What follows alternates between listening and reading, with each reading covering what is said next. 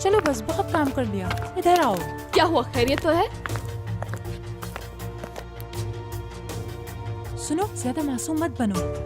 यहाँ हर किसी को मालूम हो चुका है, बस करो। क्या मालूम हो गया हर किसी को, बताना तो जरा। देखो, तुम्हारा ड्रामा खत्म हो चुका है। तुम टुअल के घर रहने की खबरें फैला रही हो। हाँ, मुराद इस बात पर कभी यकीन नहीं करेगा। लेकिन कुछ नहीं। तुम टुअल के घर हरगिज नहीं रह रही। अब ये बात कहना भी मत किसी से, क्योंकि मैं टुअल को अच्छी तरह जानती हूँ। मगर ब्रावो, टुअल का नाम यूज करके तुमने चाल बड़ी जबरदस्त चली थी। क्योंकि मुझे भी मुराद को तपाना होता तो मैं भी शायद टुअल ही का नाम यूज करती। जो कुछ तुम समझ रही हो वैसा नहीं है बिल्कुल भी। भला मुझे क्या जरूरत पड़ी है मुराद को तपाने की? बच्ची नहीं हूँ मैं।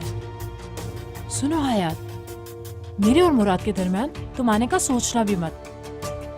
दीदा, पता भी है क्या कह रही हो तुम? वही जो सच है।